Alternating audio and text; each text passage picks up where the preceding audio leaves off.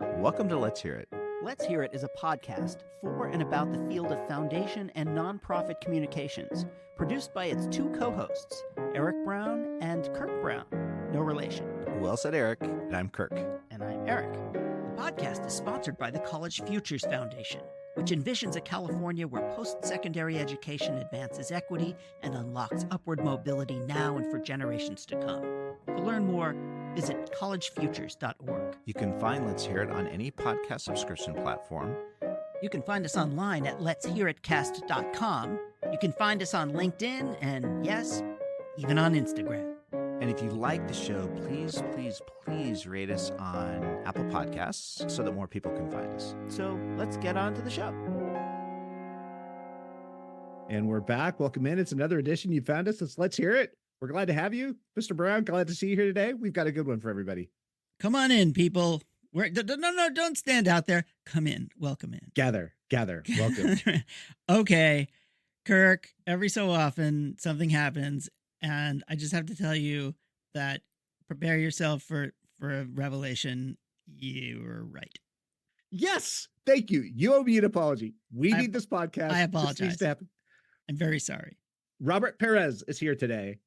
And oh my goodness, just in time. And Robert, you belong here. Don't feel shy. Don't feel intimidated. You belong here. In fact, you're the reason this podcast exists. And later you're going to hear Mr. Brown, Eric Brown, say, sometimes our guests talk to each other. They absolutely do. So set this up because this is a great conversation. I spoke today with Robert Pérez, the founder and chief exploration officer of Wonder Strategies for Good, which is a network, a firm that is a network of experts working on messaging, storytelling, psychology, public opinion research. And I will tell you that I went back. I always go back and listen to the show one more time, the interview, before you and I do what I affectionately call the blah, blah. This time I went back. I listened to it 3 times. Yeah. Because of course you did. I kept getting new things. It kept inspiring ideas in my mind, and I just kept listening. And I may go back and listen to it 5 more times because there's so much in here about how we do what we do and how we can do it better that I learned a ton from. And I know other people are really going to just eat this stuff up. Well, and it's so good. Not only do you owe me an apology, which you gave me, thank Sorry. you, because this podcast is a good idea, but we do need a new format because I will say I was left wanting more. This is a good introduction to what Robert's doing here, but there is so much meat here to get into. So one thing, Robert did give us his cliff notes for how to bring people through this. And I do want to point out, you can go to wonderforgood.com/brain to find the resources that Robert and Eric are going to talk about in terms of Heartwired. But let's listen in and we'll come back. So this is Robert Pérez from Wonder for Good on Let's Hear It. Welcome to Let's Hear It. My guest today is Robert Pérez, the founder and chief exploration officer of Wonder Strategies for Good, an amazing firm that works with foundations, nonprofits, activists, and advocates to advance progressive causes across the country and around the world. Now, I have to just say that in this business, I have been lucky indeed to meet really wonderful people every step of the way. And Robert, I have to tell you that you are absolutely one of those people. Thank you so much for joining us on Let's Hear It. Oh my gosh, it is such an amazing pleasure to be here. I feel incredibly honored, humbled when I look at who you have interviewed in the past. They are certainly, I'm a nerd. And so I don't follow sports figures. I follow nerds who are really good at social change. So when I look at the she-ros and the they-ros and the heroes that you've had, Chanel Matthews and Travian Shorters and Aaron Balkin, it feels like such an honor to be here. So thank you, Eric. I am honored that you're honored. This could go on for a while. Love Fest, Mutual Admiration Society. I will say we've known each other for a long time. And I'm just very, very happy to have this conversation. So you've been doing, like, as I said, you've been doing this work for a while now. Can you just talk about how you got started and what led you to create Wonder? Oh gosh, how I got started, like growing up, little kid got started. Yeah, well, Yeah, everything comes from somewhere. Yeah, well, I think I had a passion for social change communications from the very beginning when I was thinking about like what to do, what to study in college. I was the first person in my family to go to college, didn't really know what the heck I was doing, decided that I liked politics, studied politics, freaked my parents out my sophomore year when I'm like, I'm going to take a break from college and go work on a political campaign. And I was kind of good at writing. So I got put into a press secretary role in that. I made a whole $25 a month on that campaign. And I kind of just stuck with social change communications. And then throughout the course of my career, I got more specific about what I loved doing, what I felt my true superpowers were, my calling. And so for the last 20 of maybe the 30 years I've been a working communications professional, I have been a consultant in various firms. I've worked at Fenton, did a short stint at Spitfire, and then just almost 10 years ago, next month, started Wonder Strategies for Good. Wow, 10 years. Happy anniversary. Thank you. And what led you to start Wonder, which I have to tell you is not like many firms that I know. And you can talk about how you're different or how you're yourself, but talk us through about how Wonder got started. Oh, yeah. Well, there is an origin story for Wonder. There is an origin story for Heartwired, which I'll talk a little bit about probably later during our conversation. So I started Wonder in 2014, but really the inciting incident or the origin story happened probably more like in 2008. I'm in California. I live in San Francisco. And in 2008, the election was very like a sort of like a bittersweet moment in our state in California. Voters in California overwhelmingly voted for Barack Obama. I was really excited. 61% of Californians voted for Barack Obama. That year, overwhelmingly, 63, almost 64% of voters said that chickens and cows and pigs should be free. And that same set of voters said that same-sex couples should not be able to get married. 52% voted to take away the freedom to marry after the California Supreme Court had ruled it to be a constitutional right. And that was both heartbreaking for me as a queer person. I married my husband, Robert, in October. Yes, we're both Roberts, just in case you missed that. And I took a step back and I said, how is it that people who voted overwhelmingly for Barack Obama, who voted overwhelmingly to say that chickens, cows, and pigs should be free, those were the same voters who said that same-sex couples should not be able to be married legally? And that was a moment in my mind where I think myself and others realized that we fundamentally did not know how to talk about this issue in a way that connected with voters.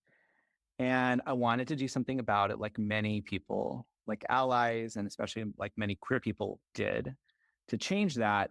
And so I started some research on how to talk to Christians about LGBTQ people. To have Christians who are overwhelmingly the majority people who vote in the United States on issues that I care about, to have them be supportive of the issues that I care about, not despite being a Christian, but because they were Christians, to use that as a framework by which they would support inclusion of LGBTQ people in their congregations and everything up to the freedom to marry for same-sex couples. So that's the work I started and immediately had some aha moments and some breakthrough ideas about what we needed to shift in terms of how we communicate about social issues. And maybe about 9 years later, the Packer Foundation gave us, myself, Wonder Strategies for Good, and Goodwin Simon Strategic Research, a grant to take everything we had learned about talking about and communicating about socially sensitive issues and to share what we had learned with change makers in the United States and across the globe. I'm fascinated by this because, many of us, and you created a framework called Heartwired that we will talk about in just a moment, but I'm very interested in this aftermath of 2008. You sit down, you're obviously frustrated, angry, we all were, and then decided to go out and kind of do that kind of exploration around why people could hold these competing values simultaneously. How did you go up? What kind of questions did you ask? What approach did you take, if you took an approach to going in and learning more about how to do this? Because I think we all sometimes come up with these big questions that we have, and it's great to have a structure for going about doing that research. What was your approach? It's a great question. There are lots of layers, and over the years, I've tinkered both with the approach to strategy, and there really are two parts to the equation. One is, how do you do deep listening that practices empathy and compassion for the audiences who we want to persuade, and then how do you take that and use that to develop what we would call successful messaging interventions? Because we think of messages, stories, narratives as psychological interventions that untie the psychological knot to prevent people from being supportive. In fact, if you just think of narrative work, there is this concept of the denouement, the moment in which the psychological knots are untied for the tension in a story. And it's similar for the ways in which our narrative interventions and messaging interventions work. The thing that I will say is hard about the work that I do is I am often, in the old days, physically behind a two-way mirror listening to people tell me their thoughts, and more often behind a virtual two-way mirror where I'm listening to online focus groups and hearing people say things that I disagree with and that I find quite troubling. And I had a moment where I had to shift my perspective. We were doing focus groups in 2011 on gender affirming care, healthcare for transgender people. And we were transitioning between one focus group and the other.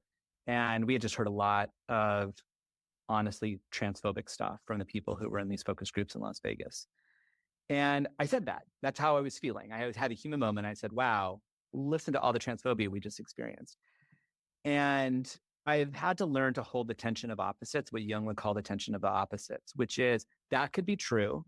And it's also true that these are the people who I need to communicate with effectively.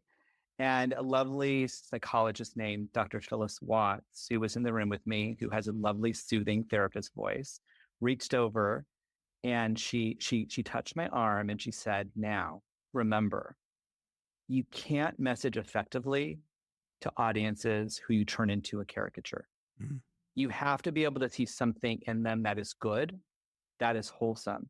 So while you're seeing the stuff that is deeply problematic, also look for things that are good about them. The fact that they are caring parents, that they're volunteers, that they have values that are actually often aligned with you. And they actually have a deep desire to see themselves as good, even if their downstairs brain, which hopefully we'll get a chance to talk about a little bit later, makes them go to makes them go to bad places. So beginning with listening, and it is hard, and it's hard to this day for me to do this because these are issues that are deeply personal to me.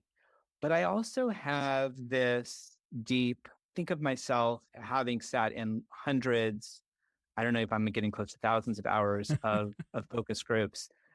I'm an optimistic realist. I both know the hard work that we have to do to make progress on the issues that we care about deeply, and also believe that people's hearts are not set in stone, that people have the capacity to change. And I just think of my own personal story. My late father was born in 1927 in Texas, in Laredo, along the border. When he went to school, he went to a segregated school. Mm-hmm. Not segregated the way they are today because of financial, legally separated. He could not, because of his brown skin, go to schools with white children. And so things are able to change over time. The way I think about it is what Dr. King told us, the arc of the moral universe bends towards justice.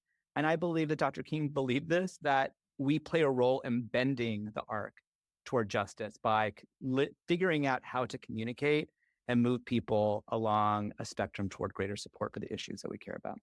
Let's talk a little bit about Heartwired right before we take a break. Can you talk about how all of this led into this way of doing research, listening, creating messages, and then building support for movements?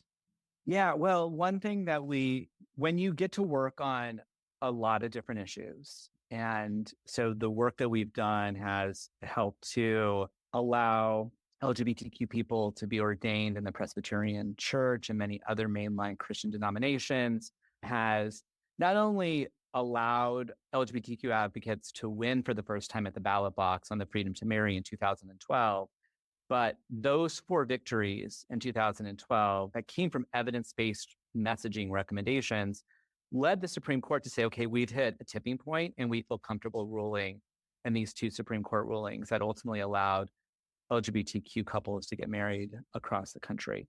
So you take that, you take some work that we're doing right now on math learning for Black and Brown students. I call that my redemption project because math was the one subject I sucked at. And lots of different things that we're doing behavior change work. We're doing work on medical aid. We made progress on medical aid in dying, doing work on college affordability and encouraging students in California who have not been on the sort of 4-year college track to still want to pursue financial aid, even if their start in college is at the community college level. So lots of different issues. And we're constantly having these things sit in the back of our mind to say, what are the common similarities that connect all of these issues? And one thing that is common is that our beautiful and complex human brain has both the capacity to be amazing, pro-social, thoughtful, empathetic, compassionate, and it also has the capacity to be fearful, angry, distrustful, racist, etc. And how do you leverage that understanding of how our brain processes social issues, our relationship to math, etc.? How do you leverage that understanding to help calm the downstairs brain and to give people access to the upstairs brain? And I'm happy to give the short description of how we think about it for folks. And it doesn't require, honestly, you being a psychologist. I'm not a psychologist. I just needed to understand it at a basic level so that I could figure out how to use it to communicate more effectively with the audiences who I'm trying to persuade. Well, we're going to take a very quick break, and we'll be back with Robert Pérez of Wonder for Good. And we're going to talk about Upstairs, Downstairs, and who knows, maybe other PBS programming. But we'll be right back after this break. You're listening to Let's Hear It, a podcast about foundation and nonprofit communications, hosted by Eric Brown and Kirk Brown. If you're enjoying this episode, you may just be a rule breaker. Tune in to Break Fake Rules, a new limited series podcast with Glenn Galich, CEO of the Stupsky Foundation. Hear from leaders in philanthropy, nonprofits, government, media, and more to learn about challenges they've overcome by breaking fake rules and which rules we should commit to breaking together. We are also sponsored by the Conrad Prebys Foundation. Check out their amazingly good podcast, and we're not just saying that, Stop and Talk, hosted by Prebys Foundation CEO Grant Oliphant. You can find them at stopandtalkpodcast.com. And now, back to the show. Welcome back. We're back with Robert Pérez, the founder and chief exploration officer of Wonder Strategies for Good. And we were just talking about this concept or a framework called Heartwired. And you talked about the upstairs brain and the downstairs brain. And I'm fascinated by this. Can we just talk a little bit more about what it means and what it is and why it matters? Yeah. So what we're specifically talking about is we're talking about the prefrontal cortex, our Homo sapien brain, and the older, or maybe you've heard it called the lizard brain, reptilian brain, amygdala, or downstairs brain. What I love about this framework, it's not our framework. And in fact, our approach to the work that we do is not dependent on any one school of thought. We try to pull from research across the world. This is developed by doctors Daniel Siegel and Tina Payne Brown, who wrote a great book called The Whole Brain Child. So for the parents out there who have ever experienced a meltdown in the middle of Target while shopping, it's a great read to understand when to have the factual conversation versus when to have the emotional conversation. I'd love to just read the brief, if I could, the brief description of how they describe it. So this is what they write. Imagine your brain is a house with both a downstairs and an upstairs. The downstairs brain includes the brainstem and the limbic region, which are located in the lower parts of the brain from the top of your neck to about the bridge of your nose. Scientists talk about these lower areas being primitive because they are responsible for basic functions like breathing and blinking, for innate reactions and impulses like fight or flight, and for strong emotions like anger and fear. Your upstairs brain is completely different. It's made up of the cerebral cortex and its various parts, particularly the ones directly behind your forehead, including what's called the middle prefrontal cortex. Unlike your more basic downstairs brain, the upstairs brain is more evolved and can give you a fuller perspective on your world. You might imagine it as a light-filled second-story study or library full of windows and skylights that allow you to see things more clearly. So what I like about this is it just makes it simple. Like, you don't have to remember. This is not studying for a biology test. You don't need to remember amygdala. You don't need to remember prefrontal cortex. You can just remember, I got my upstairs brain and I got my downstairs brain. And I will say, and there's lots of research to show this, when you are aware of what is going on in your brain, you can more likely avoid that fight with your partner or your spouse, because you're like, whoa, I am trying to have a conversation with my husband and I am so in my downstairs brain, this is not going to go well. Maybe I need to just take a step back, breathe, and say, let's pause this for a moment. So when you know what's going on in your brain, it's deeply helpful. What is helpful for the work that we do is understanding the ways in which the downstairs brain can hijack your upstairs brain. So your upstairs brain is amazing. It gives you the ability to be empathetic, to be compassionate, to be pro-social. And your downstairs brain can completely hijack it, because it is the thing that is meant to keep you alive. It is there and has been honed over tens of thousands of years to say, there is a threat out there. I'm going to hijack your upstairs brain. I'm going to take you offline and put you in fight, flight, freeze, or flock mode. And it is hard for our modern brains to sort of distinguish between the saber-toothed tiger of tens of thousands of years ago from the stressful email from a boss. Hopefully my emails aren't seen as stressful by my colleagues. Or how we might relate to a social issue, for instance. And so we have the same emotional reaction. And again, to hear what I just said, it takes your upstairs brain offline, floods your downstairs brain with negative emotions, and prevents you from being the thoughtful person that you have. So we have to think about, and what we've learned is there are ways to actually calm the downstairs brain in order to give people access to their pro-social, empathetic, compassionate upstairs brain. I've read Heartwired. I've never really, I think my downstairs brain never fully took it in properly. The upstairs brain did, but I'm feeling the description right now. And I'll just tell you a quick little story. I was at a concert the other night and I was really loving the music and it was all fabulous. And someone just wouldn't stop talking behind me. And I spun around like Linda Blair in Exorcist and I became the succubus. And when it was over, I felt so deeply ashamed of myself. And then like I had feelings of hate. I was ready to throw someone over the balcony. I mean, like almost literally. I was so angry and so frustrated. And when it was all over, I was like, oh my God, I've been completely hijacked by my emotions here. And I can see how this manifests itself in political speech and in every other kind of conflict or situations in which conflict is beneficial to the person who is fomenting the conflict. It almost can help you understand the attack on the Capitol, if you think about it.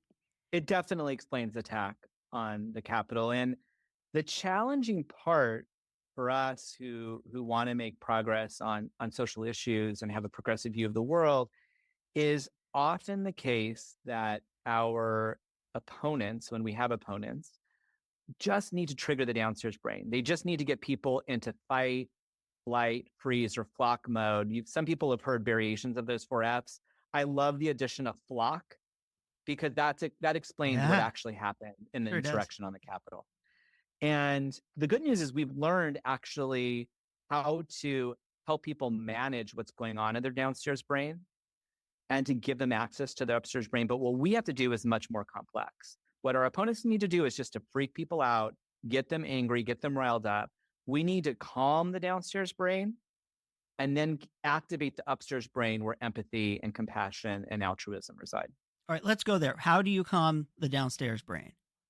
what we have been seeing, and this is fairly new. This may make up when we have time maybe a Heartwired 2.0, but there are five messaging principles that help to do these things, and I'll just say them very quickly. And the messaging principles are focused on the psychological aspect, and then the communications aspect live below those. So the five principles are to build trust, to acknowledge complexities, to calm concerns, to nurture compassion, and to activate hope. And the first three, build trust, acknowledge complexities, calm concerns, that's step one of calming the downstairs brain. And in that sense, you kind of want to sequence that in your communications in order to get people to start to calm down and to have the capacity to listen, to be open, to be in that light-filled upstairs library with a sort of skylight showing. And then once you've done that, then you want to activate the upstairs brain by nurturing compassion for the people who we want to see change for. And those people could be LGBT communities, they could be communities of color, they could be immigrants, but they also could be yourself. So like in the math learning project that we're doing, we're trying to, for at least one audience, we're trying to facilitate self-compassion among our audience. And then we want to end by activating hope that change is possible. Because you can get to through the first four, and if people aren't hopeful that change is possible, they're just going to say, sounds nice, but this doesn't seem like something we can make progress on. Yeah, Anat Shenker calls that messaging through inevitability. And when she said that, the top of my head came off, because you have to help people understand that a beautiful place in the future isn't just possible, it's coming.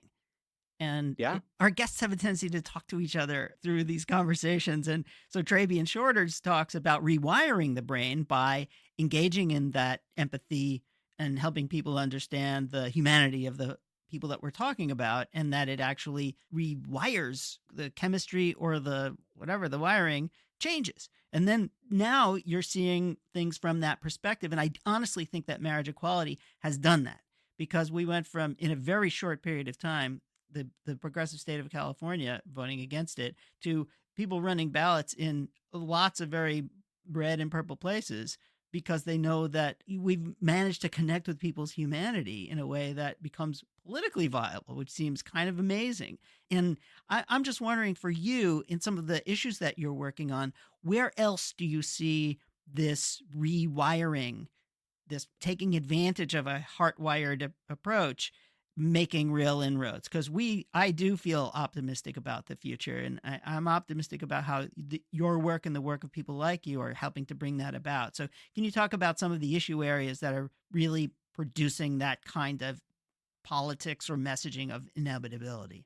First, let me say, it's one of the things I love about doing this work is the opportunity to learn from others and to be open to learning from others. So hearing what Anat has shared, hearing what Travian has shared, it's really useful for the work that I do, because people are going to approach things from a slightly different perspective. And like you, I often have these aha moments that I'm like, oh, that's so interesting. And I can see how it's letting me see something that I wouldn't have seen on my own, or it's helping to explain something that we're seeing, but maybe from a slightly different perspective. I can give some examples from work that we've done. I can give some examples. I'll give an example, actually, of something that I am not personally working on. My collaborator, Amy Simon, who is the co-author of Heartwired with me, has been doing work both in the United States and in Latin America to advance, in Latin America to advance legal access to abortion care, and in the United States to win back legal access to abortion care. So tremendous progress that she's been doing and seeing in that work. But if you just take what has happened since the Dobbs decision and the overturning of Roe, it's an example of why I feel heartened, which is that folks in various states said, how do we need to talk about this issue in a way that aligns with these are not blue states that we're winning in. We're winning in some sort of not even purplish states, sometimes pretty deeply red states.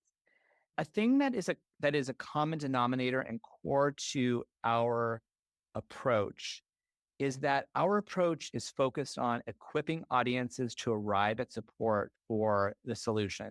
And let me say what I mean by that. And I count myself as an advocate, and I certainly have done this throughout my career. It is common for advocacy communications to tell people how to think and to feel, which doesn't engage their sense of agency to arrive at a conclusion themselves.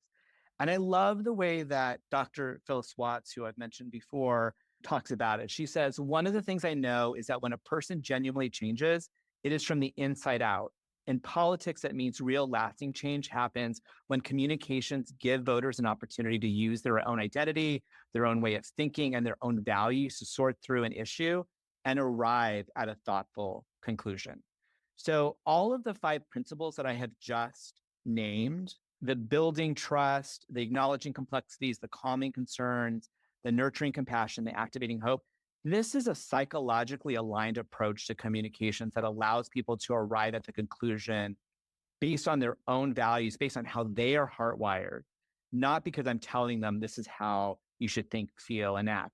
And in fact, you probably have been in a situation where someone's like, let me just play devil's advocate. And you're like, oh, I hate when the person plays a devil's advocate. But part of what's happening is a psychological process called reactive, which is I don't like having my agency taken away from me. You're telling me how to feel. Even if I feel like I might be aligned with you, I'm just going to reject it because you're taking away my agency. And what I love about the wins at the ballot box on abortion is they have figured out, how do we win in Kansas? How do we win in these particular states that are not the obvious super blue, super progressive states, but who still fundamentally understand what it means to lose autonomy over your body and ability to make those decisions for yourself? And those reasons for voting that way may mean that they may be slightly more moderate or conservative. And yet I want to make sure that people should have the right to be able to make these decisions for themselves and to make that a protected right in the places where we've lost it.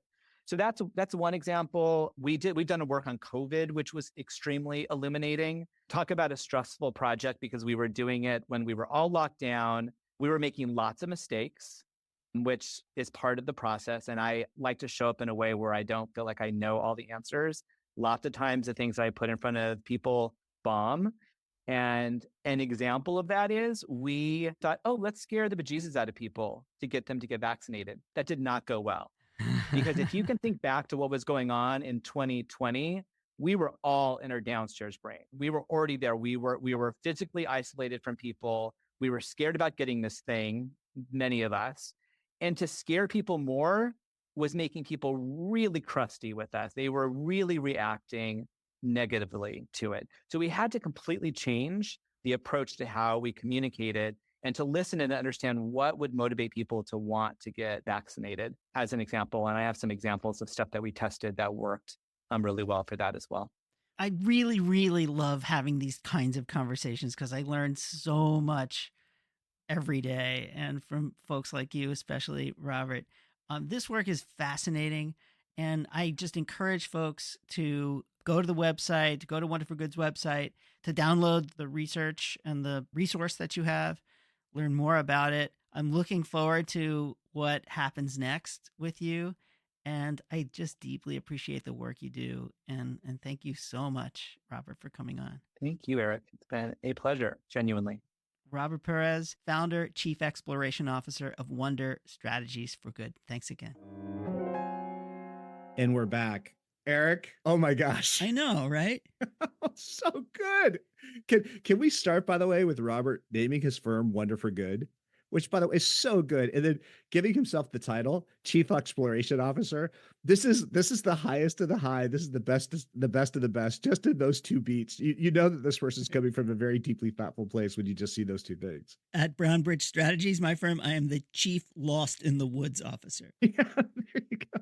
That's great. That's great. I'm the chief head in the sand. Anyway, I'm not quite sure where to begin in having this conversation with you, Kirk, because there's so much going on in my little tiny pea brain that I'm processing. But some of the things that stood out to me were, for one thing, I can't decide if that was a messaging conversation, if this is an episode about messaging, a conversation about psychology.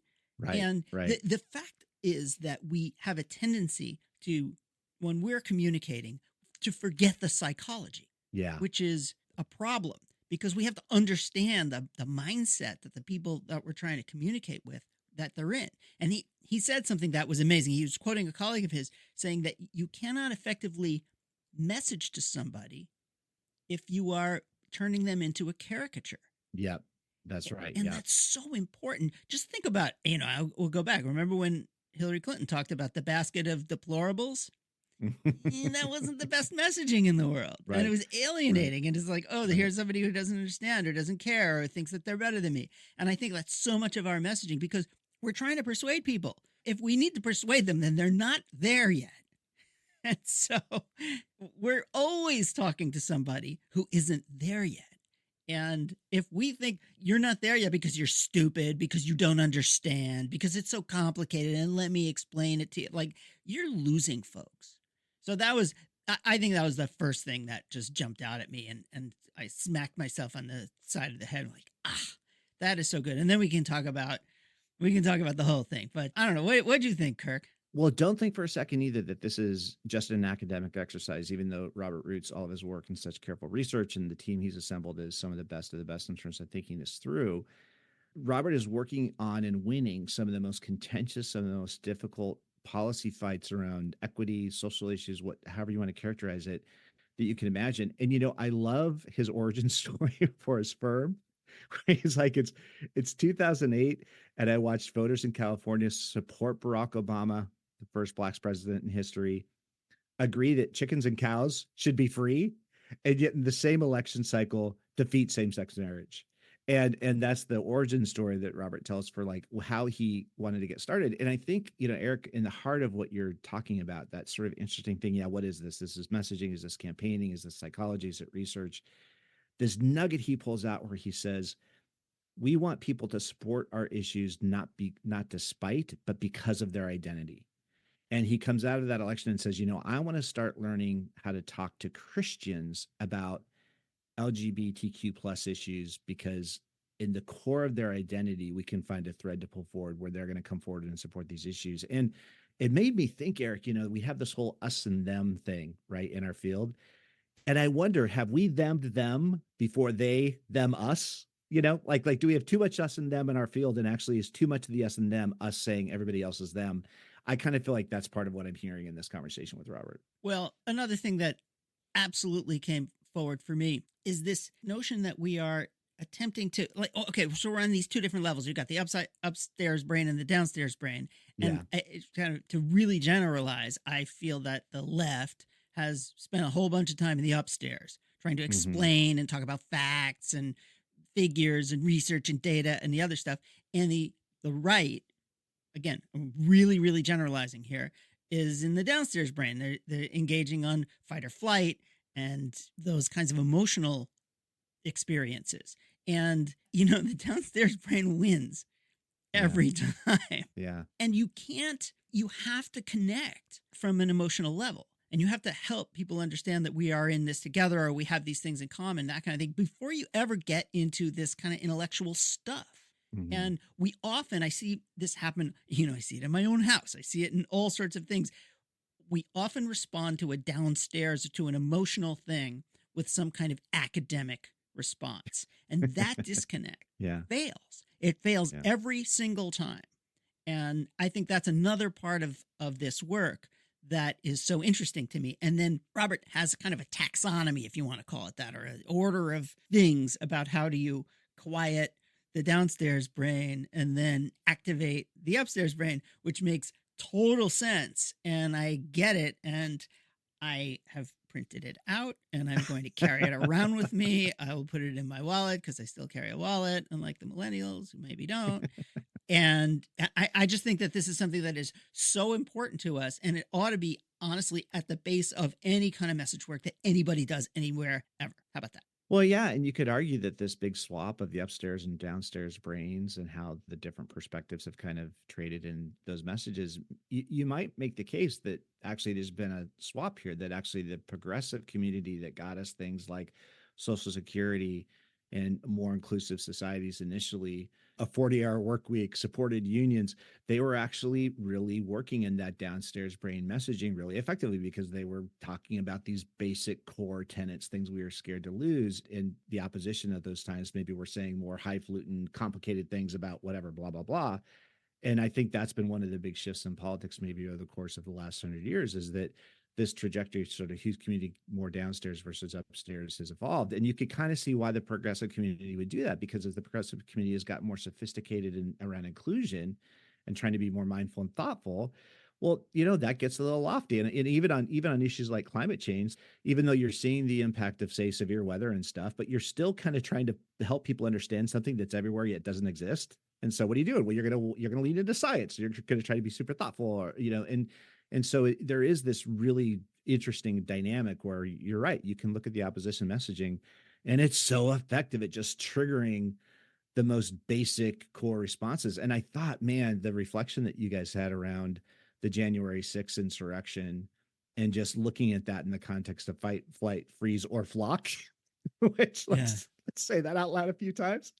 Hard. But the flock part of that is scary, right? Because you're like, wow, you're pumping messaging into that epicenter of people's thinking. And now you see what happens. They become incredibly destructive. They willfully hurt and then downright kill people. And yet in the heart of it, they're operating from a place of a deep-seated sense of internal righteousness around the actions. That is really scary stuff to think about. I think climate is an excellent example of how folks who are advocates for the climate have done it exactly backwards. So they activate the downstairs brain by saying, oh, the world's going to hell. The climate is changing. We're going to flood. There's going to be fires. There's going to be whatever, frogs and locusts and everything else. And now people are freaked out and they shut down. They don't want to act. And you can't build them back to say, well, here are 47 policies for how we can deal with those kinds of things. And so now like you've freaked people out, and now they're down in this kind of limbic area where they're stressed out. And now you're going to come back with a whole bunch of statistics. And so you've got it like backwards. Instead of saying the whole question around climate is that we have an opportunity to transform our economy where everybody wins. You get to be a part of your community and your society and feel good about it. And then here are some of the ways that you can do it. You can save money also, and it's going to improve your quality of life, and you're engaged with people in different, all that kind of great stuff. So like we've done it completely backwards.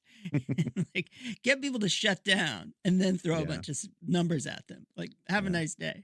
So I really do think that this way of thinking about how do you communicate, and it's about more than messaging. It's about building communities, coalitions, that kind of. So there's a lot of strategy in there as well. Well, can we just pause for a moment too on the work that Robert as a person has had to do to be supportive of this kind of work? Because talking about, I've done hundreds, maybe thousands of hours of focus group work where I'm on the other side of the mirror and I'm listening to conversations around issues that, we care about deeply, that touch us deeply, and hearing the worst of the worst language coming from people about topics that we care about deeply. And then having to go through that process of not being triggered. And I thought that, Robert talking about his own experience there, being like, man, I'm trying to do my job. I'm just doing my job. I'm doing this the best way you possibly can. But this language is really hard to hear. And that's where that moment comes in, where that person, says, hey, you have to find what's good in this person, even what they're saying. And so can we just put a little spotlight on that Robert personally doing that work? I mean, come on, Robert, that's just, man, thank you for showing up for that. And if you want, you could double down on that and just be like, that's the moment where Robert could really turn this into, Robert could go to that downstairs brain and just start throwing all sorts of accusations, calling names, whatever, right? But Robert's saying, no, I'm going to take that information in and I'm going to try to build this up into this better framework. I totally agree. Well, this is, again, we are always bringing our personal experience and our willingness to learn. And Robert talks about mistakes that they made in messaging during COVID, for example, frightening people. Let's scare people more when they're really scared. Exactly. So, but we all do it. We all do that, right? We're all doing that. Yeah. And so I just want to kind of to run down the little way that you get from how do you quiet the downstairs brain and then activate the upstairs brain. So first, the principle of quieting downstairs brain is building trust. Now, we just had a conversation with Kristen Grimm about... Thank you. It's core. It's central. It's central to start the work. Screaming. Thank you. I knew you would start yelling. It's absolutely right. So you build Yes. trust. And, Right. you know, how do you build trust? That's a very big thing. You can spend a lot of time, but you can also start, Yeah. you could start with Kristen's research and her resource. Then you Kristen's acknowledge, launching a new field. Kristen's launching a new field of building trust. It's central to all of this. Go yeah. ahead. Yes, Then please. you Bring it on. acknowledge complexities. Again, this is tricky. You have to acknowledge complexities without shutting people down. Because often what we do is we come in like, oh, this is really complicated. And we're like, okay, it's too complicated. I can't understand it. But in that sense, acknowledging complexities is I acknowledge that that there are conflicts or that people are conflicted around things or that there are differences of opinion without trying to come in and say that there is only one way of doing things. Because when you do that, people shut down. Robert writes about this really well. He talks about how you thread the needle to mirror people's conflict while moving them towards support. Yeah. And that was I love that reflection you guys went through together, Eric, when you were talking about we're equipping audiences to arrive at the right conclusion. They're arriving at a conclusion. It's not that we're showing up telling people how to think and feel. Yeah. Right? Yeah. Incredibly important. That was another thing that really just jumped out at me. Now, people will say, oh, you just manipulate people into coming up with your conclusion, but they think that it's their idea. Actually, I don't think that you can truly succeed unless people come to their own conclusions in their own way, in their own time, and in ways that are genuine. Because if not, it doesn't ring true. And so this is not about manipulating your audience into doing what you want them to do. This is about co-creating, which is, Kirk's going about to scream again. What John Powell says is that you have to co-create, that everyone has to have an ability to pick stuff that's on the menu at the party and such. You're using your own values to arrive at this conclusion. And I think the part about this that is truly not manipulative is that, Robert talked about this as a psychological intervention, right? Like it's literally, we're trying to open up the filter so people can see how their values connect to these outcomes. And once your values connect to the outcome, you're seeing the outcome fundamentally differently because you're understanding it differently. So anyway, go ahead, keep going through this. Okay, so then the next thing is common concerns. And this is kind of the precursor to what Anat Shenker-Osorio says when she's talking about creating an understanding of inevitability. So I think that the calming of the concerns is kind of step one into creating this sense of inevitability, that it's okay. We're going to be fine. You're going to be okay. You have the opportunity you have agency, that sort of stuff.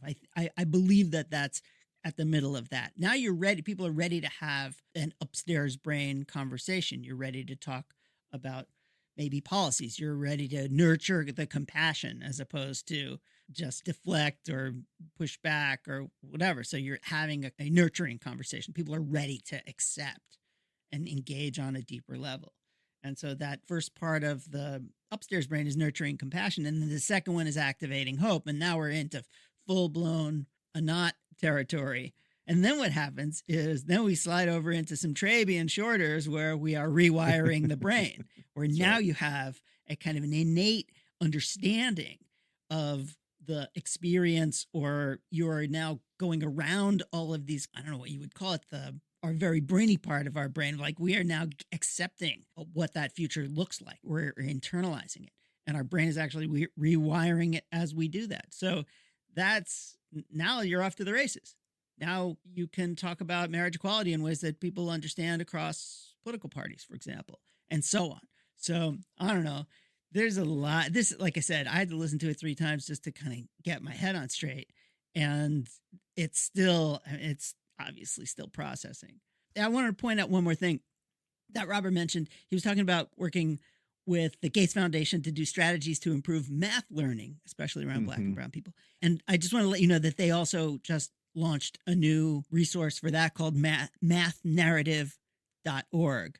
And here's another way for folks to see how this plays out in very specific ways. So if you're interested in saying, okay, well, this is very theoretical, let me look at a case study, I think that this is another way of learning about how to do this through Robert's work and the work of his colleagues.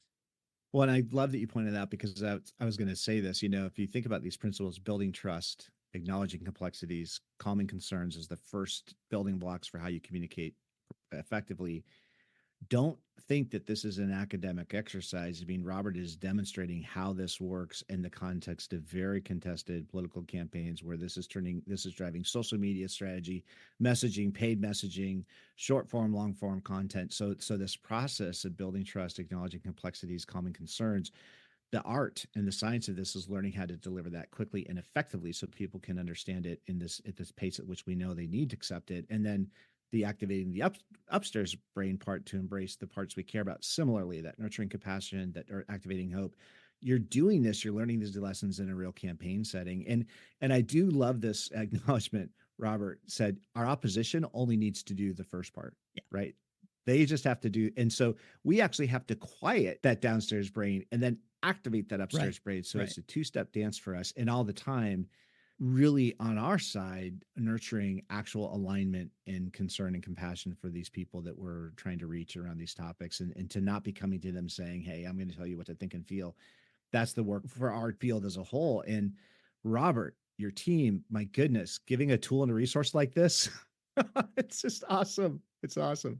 Pretty amazing. Yeah. So it's wonderforgood.com/brain. Or actually, Robert said if people just want to send an email, they can send an email to brain@wonderforgood.com and the brain will respond. That's awesome.